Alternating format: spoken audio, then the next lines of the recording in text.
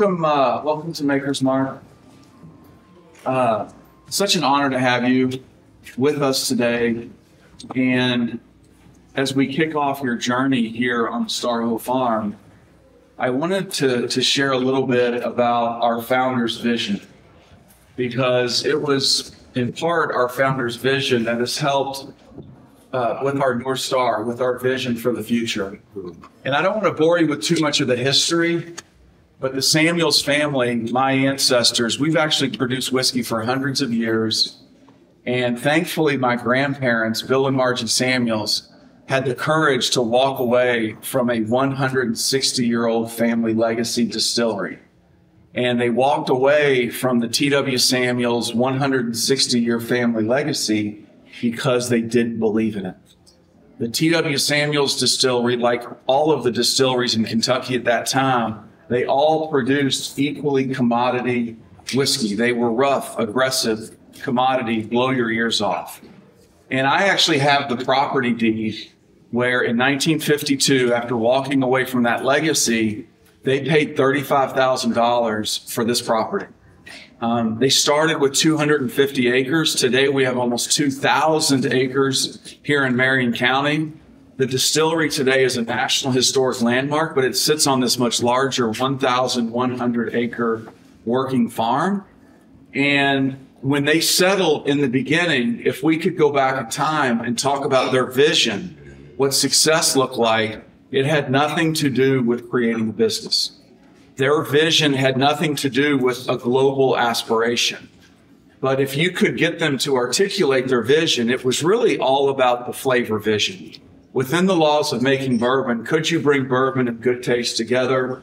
Could you, irrespective of cost, irrespective of traditional efficiencies, could you elevate bourbon to a more refined place? And today, you all are going to have an opportunity with our team to live every single step of our purposefully inefficient manufacturing process. And it's, when I say inefficient, it is by design, irrespective of cost. Our co-founders were in pure pursuit of a taste vision. But beyond the manufacturing, the reason my grandparents chose this out-of-the-way location, which, how many of you are here for the first time? Frederick? All right. Be honest with me.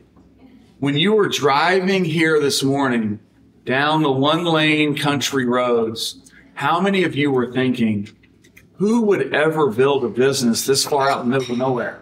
I mean, this is the most southern location of the distillery, the most challenging of a location off the beaten path.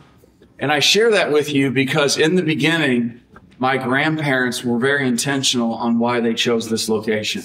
And they chose this location because they were deeply respectful of this idea that, yes, bourbon whiskey is manufacturing, but when you take it back, the whiskey in your glass comes from nature. That bourbon is nature distilled.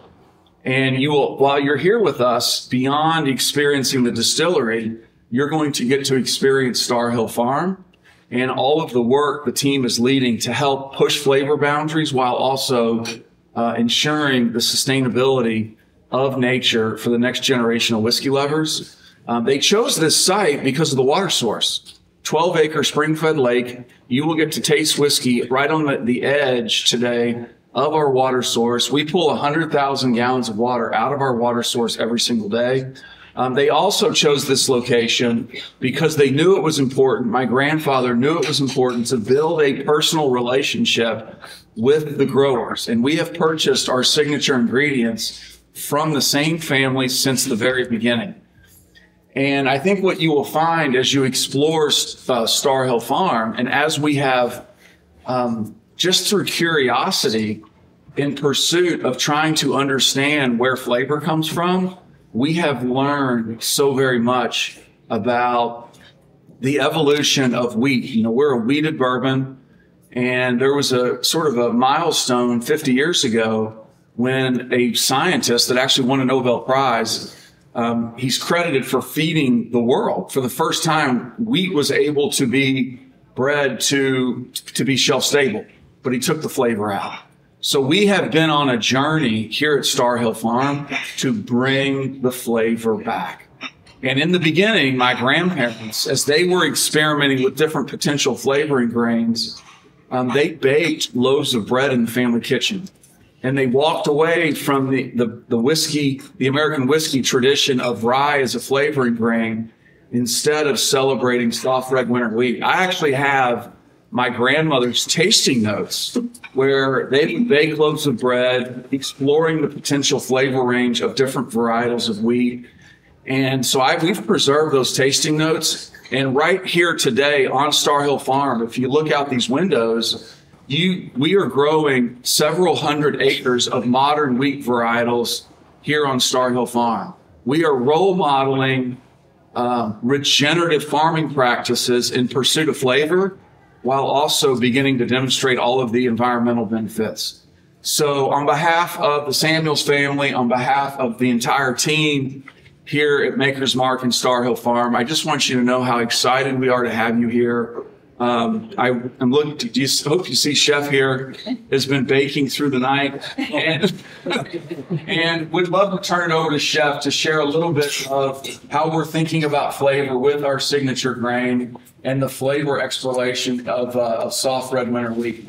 And then, of course, later today, you're going to get to get out on the farm and experience the role of soil health. We have sheep here on property because of our commitment to regenerative agriculture. In June, we'll have 600 sheep here on this farm as part of our rotational grazing program. But the ultimate vision is that Star Hill Farm becomes a role model for environmental stewardship, all in service of flavor, that they go together. They're not independent of one another.